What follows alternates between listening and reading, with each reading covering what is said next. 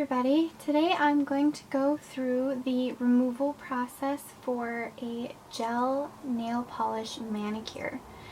I do gel polish, I'd say 99% of the time. Sometimes I just don't feel like it, so I do regular nail polish and then I always regret it. But I've been doing gel nail polish for about a year, give or take a little bit, and I prefer it to regular nail polish because initially it may take a little bit longer, but the drying process is really fast and my manicures last for anywhere from 3 to 4 weeks or more depending on the type of design I used. This process, you have to cure your nails under a UV or LED light so that they stay. So the removal process is a little bit different than regular nail polish. Now, first thing is you want to get all of your stuff ready. Whenever working with acetone, it's a good idea to lay down a plastic first, which is what I've done here. This is just one of those plastic vinyl tablecloths you can pick up at hobby stores or Joann Fabric, stuff like that.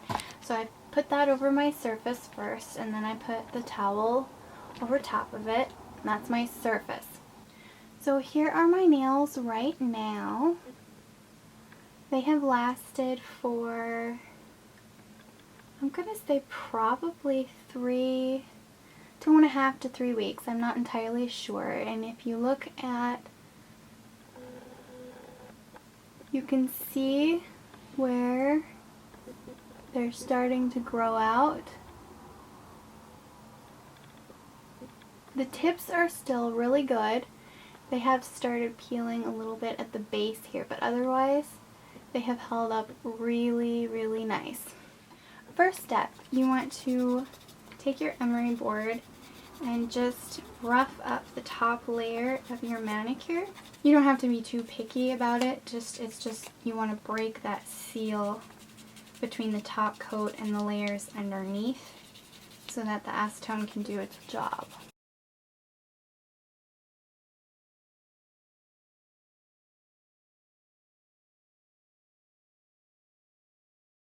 Okay, once you've got them to where you think that will be good, then you're going to need your acetone.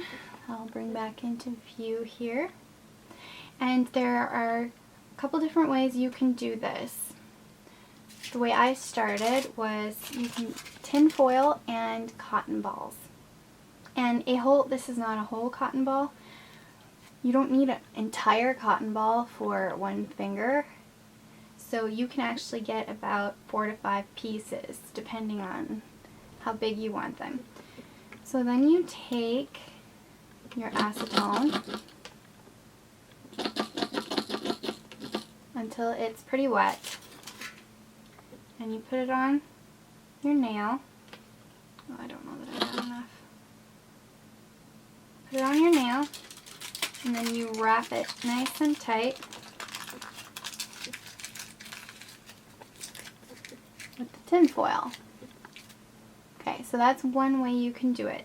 The other way is you can buy these neat little nail tip sleeves. They come with a little pad and then a little rubberized sleeve that fits in there, and you can do that.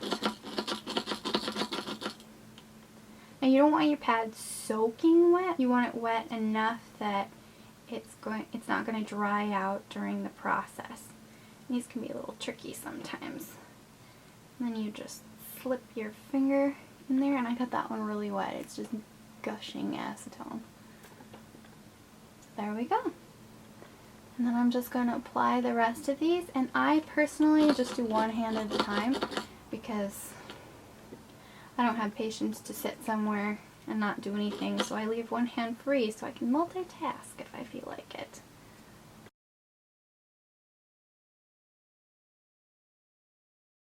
Alright, and there we are all set. I'm going to let these sit for about 10 to 15 minutes before I come back and show you the rest of the removal process. So I will see you then. Okay, it has been about 15 minutes, give or take a couple. So we're going to see if this has been enough time. That is looking pretty good. I usually only do one at a time, but I want you to see what it looks like. There we go. Okay, so you can see how it's flaking up from the nail. That is good. If you ever try to take your gel polish off and it doesn't look like it's flaking, there is a good possibility that the base coat that was used was no good. I had some trouble with my manicures about a month and a half ago or so, and they would not remove. See, look, see how that's just flaking off? That's the best way because you don't have to use much pressure and you're not as likely to damage your nails. But a couple months ago I was having a lot of trouble getting my polish off, and it wouldn't flake like that, and I'd have to scrape really hard for it to come off at all. And we finally decided it was probably because the base coat had gone bad. So when you take your cotton ball or little foam off and see that the polish is flaking up, that's a good sign. Now the tips are generally a little bit harder to get off. I think it maybe has something to do with the fact that there isn't much heat up near the tips here. Usually when I get to this point, they're still adhered really well. I'll just go ahead and slip these back on for a few more minutes so that the rest of it can finish dissolving away. I'm going to check the rest of these. Now the thumb is not flaking as much, so I'll probably have to put my pad on for a little bit longer. Now when you're removing, I forgot to show you this, you want one of these little wooden sticks, and I'm using this flat end here to scrape off the polish. And you want to be gentle, you don't want to be too rough at all, because then you run the risk of damaging your nails pretty badly. So I'm just basically gently scraping away anything that will come up easily. And this is a little bit harder, so I'm going to stick that back in. And if your pads have dried out a little bit, just add a little bit more acetone and stick them back in for a couple more minutes.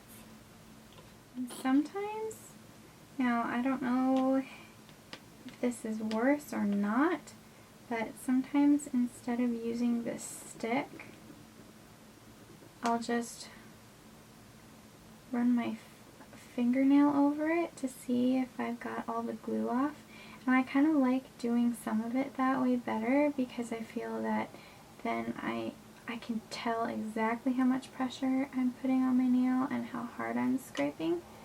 And this is just to get those last little tacky bits that are clinging to the fingernail.